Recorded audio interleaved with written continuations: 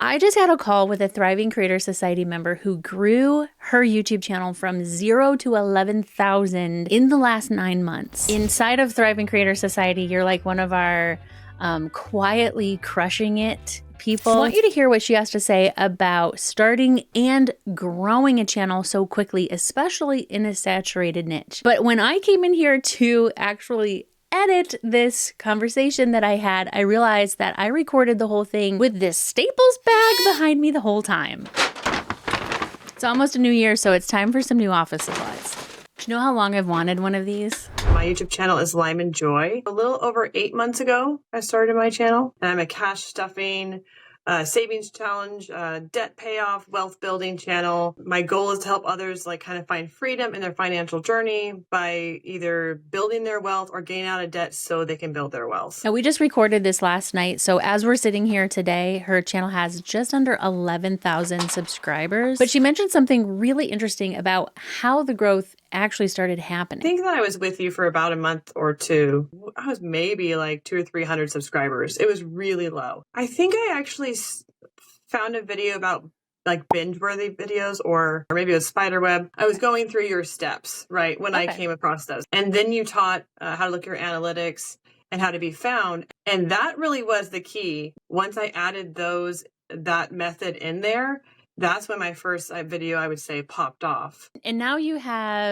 you're almost at 11,000 subscribers. Now, what's really interesting to me about what Laura said is she used the 3x4 method, and that's a strategy that I talk about in the video at the top of my channel. I think I'll put it up on the screen and I'll link to it below, but I think it's called Build a Thriving YouTube Channel Without Spending Forever Creating Videos. But she combined that with some of the strategies that I teach inside Thriving Creator Society, which is my monthly membership. But I think the obvious question here is, will what Laura did to grow her channel so quickly work for your channel? There's already a lot of channels in your niche. There's already a lot of financial freedom, get out of debt, budgeting, cash envelope system. Like that's a very prevalent topic on YouTube. I'm trying to ask, like, what were you thinking?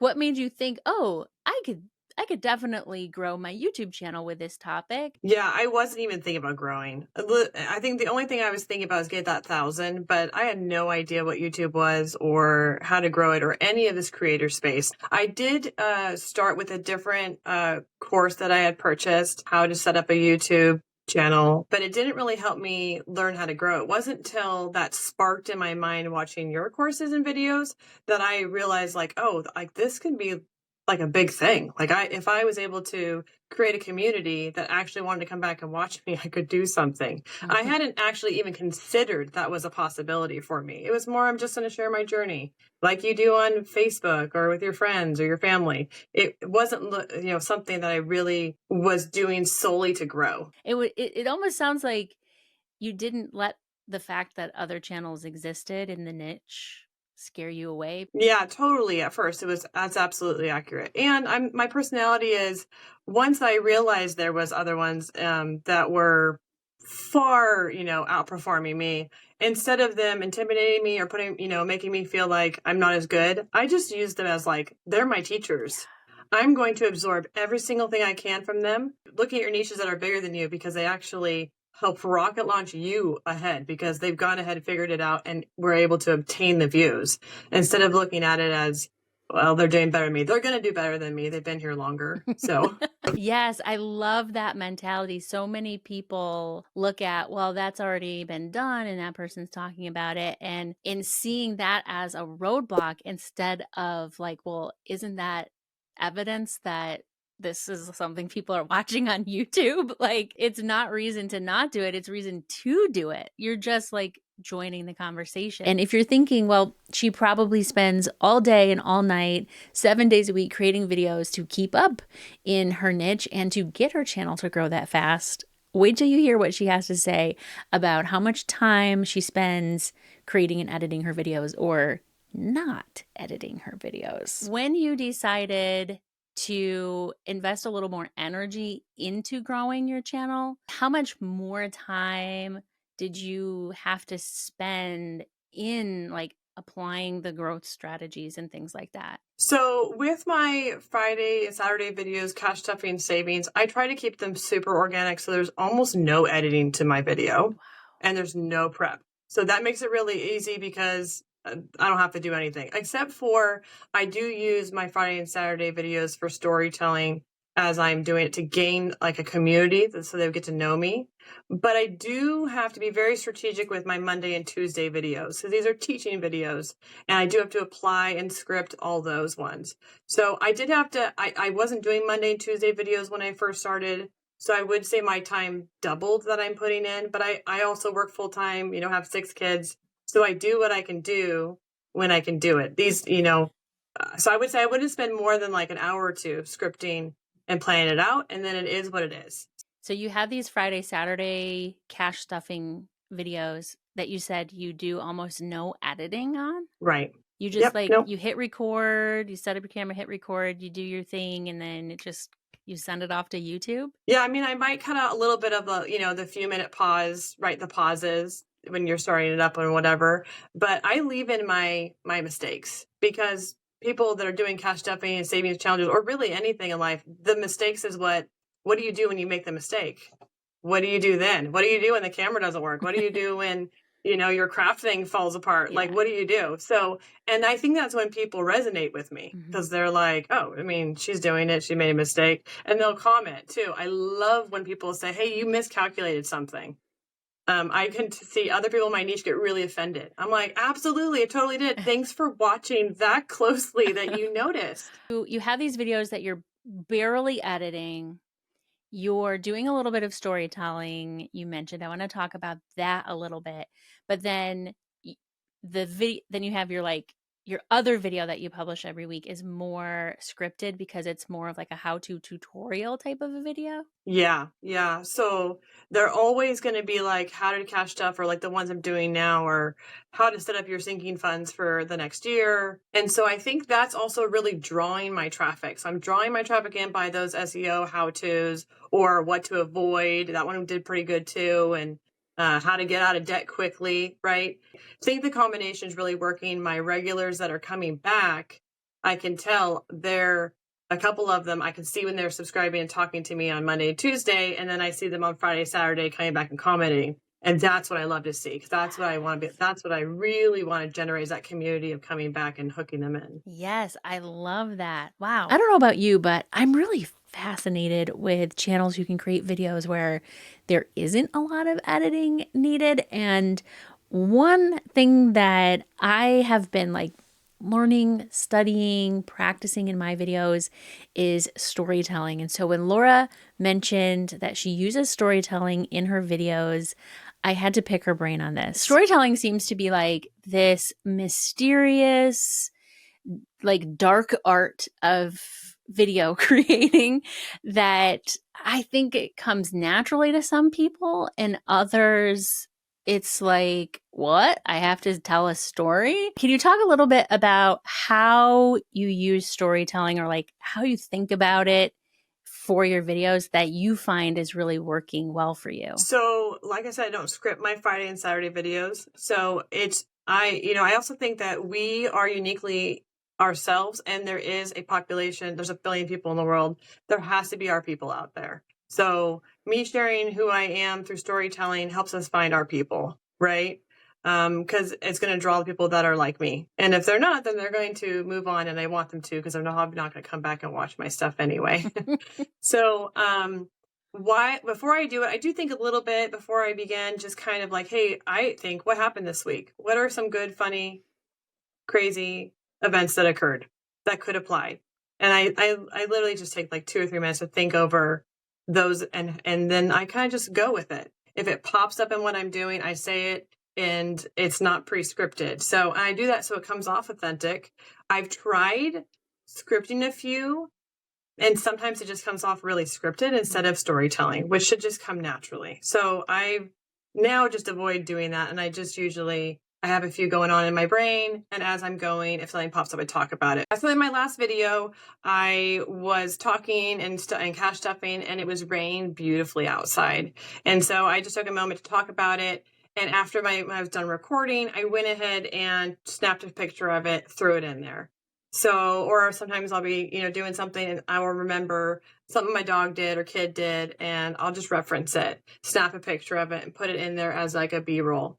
And it's interesting doing that, because then people who are dog related, they want to comment. People who love that, outdoors, they're going to make a comment. Somebody who loves kids, they're going to say something about it. I feel like it draws them into my life. So that's kind of how I've done it. And, not as much on my how-tos, but I usually slip in one or two things so that it makes it more personable, not just, hey, do this, this, this, this. I try to put a little bit of something even in my how-tos so that it draws them back to who I am and into my other videos. I'm always fascinated by channels like where you're doing cache stuffing, which is it's an activity that you would be doing whether you were recording or not, right? Yep. Okay, so it's kind of like crafting or scrapbooking, which I think makes it so easy and almost kind of like a no-brainer, like just set your camera up and hit record. Like there's no scripting, no editing needed, because this is what you were going to be doing anyway. You have these unscripted, mostly unedited videos, and then you have these little bit more scripted how-to kind of videos. Those are edited? Yeah, my how-tos are edited. They are not scripted like word for word. They're more like, if I'm teaching with my hands, they're bullet pointed. That's it. I just need to follow the bullet point. I've only done like 2 talking head videos, and I'm trying to get better at that because I do want people to see my face to connect with me that way. I only did 2 takes of each one, and that's what it is. I'm moving on. Yeah. Like, it is what it is. It's not going to be perfect. If I could sit there and probably do it 10 times and try to make it perfect, then I feel like it's not even authentic. It's not even me. Mm-hmm. And I rather not. Is this conversation with Laura as inspiring to you as it is for me? I've been doing YouTube for a really long time, and I'm picking up on some tips and ideas that I can incorporate into my channel. And we talked about so many more things since she's doing those 2 types of videos, the how-to tutorial talking head style and the in real time unscripted, mostly unedited videos.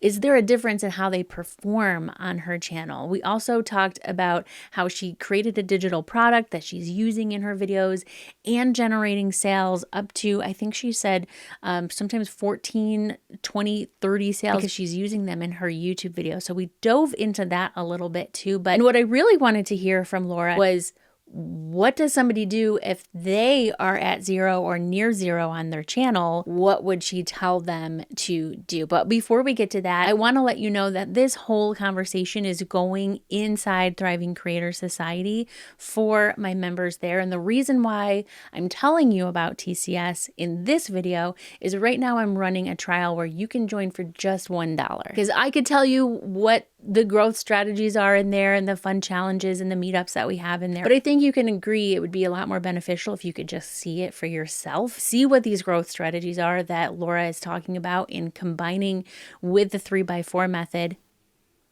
Like somebody just joined right now as I'm recording this video. I'll link it up in the description for you because I want to make it as easy as possible for you to be able to check it out for yourself. What advice would you give someone who's starting from 0 now, or maybe they've already started but they kind of feel like they're at 0, and if they're listening to this, watching this, thinking, okay, I want my channel to blow up like Laura's did from 0 to almost 11,000 in 9 months, what would Laura do? What would you tell them to do right now if they're starting from 0?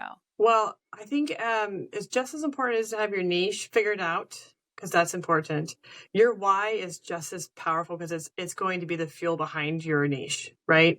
Why are you doing it? If your why isn't strong and calculated, then I feel like you're going to get distracted or things are going to get in front of you making videos. I think the second thing is that look at everybody in your niche as teachers and not competitors, and learn everything from some people that are better than you, because there's always going to be people that are better than you. Even if you got, even the 1 million subscriber people, there's still people better than them. So I think learn it, write it down. And then I think doing something like the Thriving Creator Society, where you can actually bounce ideas off of other like live people, is like the closing of making you successful, because I can learn everything I want, but sometimes you still get stuck and still need that encouragement, or to brainstorm with people that are in the same creator community. And I think the unique thing about Thriving Creators community is that it's um, it's large enough that it has all the pieces you need in it, but small enough to have that, authentic relationships built that can really help sharpen you in whatever your niche is. I am so grateful for Laura for coming onto my channel to talk with me about her experience this year in growing her channel and sharing all of these little bits of wisdom that she has picked up along the way. I am so inspired.